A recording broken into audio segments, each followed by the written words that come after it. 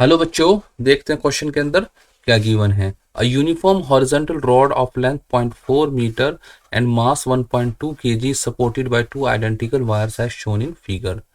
Where should a mass of 4.8 kg be placed on the rod so that the same tuning fork may excite the wire on the left into its fundamental vibrations and that on the right into its first overtone?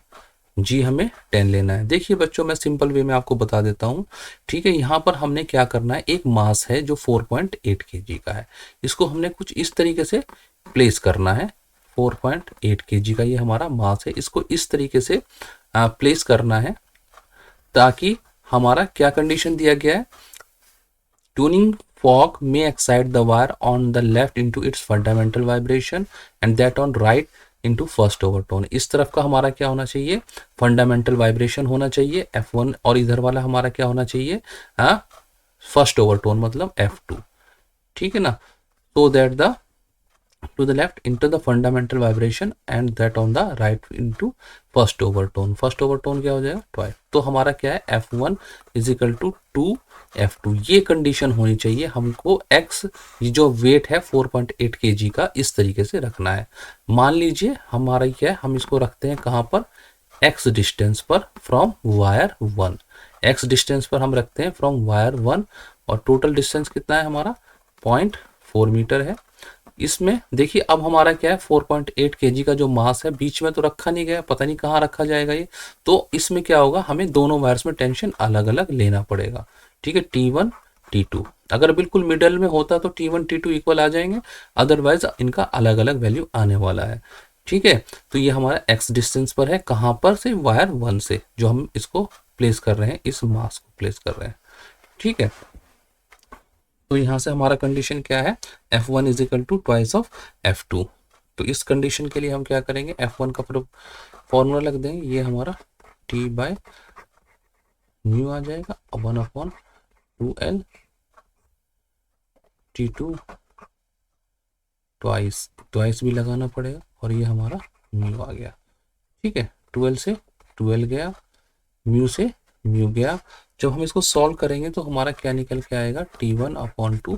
कैसे करेंगे, square करके हम इसको निकाल सकते हैं, 4 आ जाएगा। और T1 is equal to 4 of T2, 4 of T2। एक तो हमारा ये आ गया। ठीक है बच्चों। अच्छा, एक और इसका क्या होगा, इसका अपना वेट भी होगा। अगर मैं इसका FBD बनाऊं, सिंपल इसका FBD ऐसे कर सकते हैं। इसका वेट मेरे एक्ट कर रहा होगा नीचे की तरफ। ठीक है, जो इसका वेट होगा, और T1 इधर है और T2 इधर है। तो T1 प्लस T2 किसके इक्वल हो जाएगा, जो भी वेट होगा। एक तो 4.8 है, और प्लस दूसरा क्या है, इसका जो नीचे हमारा क्या है, हॉरिजॉन्टल रोड है, इसका मास है 1.2 इंटू जी क्या है, 10 है। तो T1 plus T2 is equal to, ये आ गया हमारा 60। और ये वैल्यू मैं T1 की यहाँ रख देता हूँ। T1 क्या है, 4 of T2 plus T2 is equal to 60। 5 T2 क्या आता है, 60, T2 क्या आता है हमारा, 12 आता है। तो इस वजह से T1 कितना आ जाएगा, 48। ठीक है, न्यूटन, 48 न्यूटन। ठीक है, ये हमने T1 और T2 की वैल्यू निकाल दी है। ठीक है, अब हम क्या करते हैं, हम मोमेंट लेते हैं अलोंग फोर्स ए। जो हमारा ये टेंशन T1 है, इस जो हमारा, मैं इसको पॉइंट को ए ले लेता हूँ, इसको बी बोल देता हूँ। वायर 1 के अलोंग हम क्या करते हैं, इसका मोमेंट लेते हैं। मैं इसके लिए एक FBD और बना देता हूँ बच्चों। ठीक है, इसका एक FBD और बना देता हूँ मैं।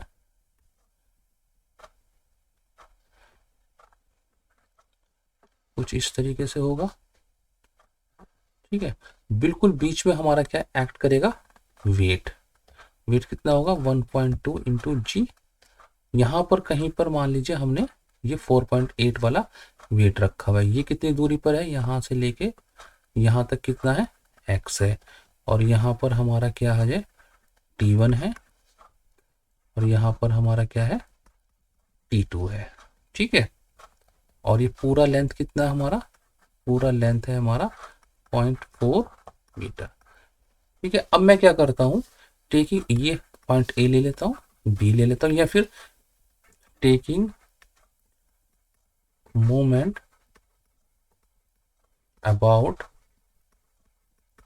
ए, ये जो हमारा T1 है ये वाला, इसके अलॉन्ग भी ले सकते हैं हम, ठीक है, ऐसे भी लिख सकता हूँ मैं, अलॉन्ग फोर्स, या फिर हमारा टेंशन, टेंशन ही फोर्स है अलॉन्ग यहाँ पर, तो ठीक है, ये भी हमारा कितना है 4.8 जी, ठीक है। तो हमारा T2 कितना हो जाएगा, T2 से कितनी दूरी पर है, 0.4 की दूरी पर है, ठीक है। ये हमने T2 के अबाउट हमने ले लिया है, T2 का इस फोर्स से हमने मल्टीप्लाई कर दिया, और दूसरा 4.8 इंटू जी, 4.8 जी कितनी दूरी पर है यहाँ पर, x दूरी पर है, ठीक है, और प्लस 1.2 जी कितनी दूरी पर है, देखिए बिल्कुल मिडल में वेट होगा, तो 0.4 पूरा लेंथ है, तो आधा कितना हो जाएगा, 0.2 हो जाएगा, ठीक है। इसको मैं सॉल्व करूंगा, T2 कितना है, 12 है, 12 इंटू 0.4, 4.8 जी, जी हमने 10 लेना है, तो 48 x, और ये क्या आ जाएगा हमारा 10 1, ये आ जाएगा हमारा 2.4, ठीक है, ये हमारा आ जाएगा। तो हम यहाँ से इसको सॉल्व करते हैं, ये भी कितना आ जाएगा 4.8, 48x प्लस 24, इस 2.4 है, सॉरी इधर ले जाएंगे तो हमारा 48x जो आ जाएगा 2.4 आ जाएगा, x कितना आ जाएगा 24, सॉरी नीचे थोड़ा सा ऊपर लिख लेते हैं, ज़्यादा नीचे हो गया है, तो मैं यहाँ पर लिख लेता हूँ बच्चों इसको यहाँ पर, ठीक है, 48 x is equal to 2.4, x कितना हो गया 48, ठीक है, पॉइंट हटा देंगे तो यहाँ 10 लगा देंगे, 1/2, तो कितना आ गया 1/20 आ गया, ठीक है, 1/20 इसमें मीटर में, तो मैं इसको सेंटीमीटर में कर सकता हूँ, तो 100/20 सेंटीमीटर, ये आ गया मेरा 5 सेंटीमीटर, x क्या आया मेरा 5 सेंटीमीटर, ये मेरा फाइनल आंसर है। x क्या होगा हमारा 5 सेंटीमीटर है, कहाँ से, ए पॉइंट से, या फिर जो हमारा वायर 1 है इस तरफ से, ये कितना है 5 सेंटीमीटर पर रखा गया है, ठीक है, 5 सेंटीमीटर फ्रॉम द लेफ्ट, ठीक है, इसी तरह ऑप्शन में दिया हुआ है। तो यहाँ पर ए में देखते हैं 15 सेंटीमीटर फ्रॉम द लेफ्ट, ये तो नहीं है, बी में 20 सेंटीमीटर फ्रॉम द लेफ्ट, ये भी रॉन्ग हो गया, अच्छा सी में क्या दिया गया 10 centimetre from the left hand, ये भी रॉन्ग है, डी क्या है 5 centimetre from the left hand, ये मेरा करेक्ट ऑप्शन है। आई होप बच्चों आपको समझ में आ गया होगा। Good luck, good bye, thank you.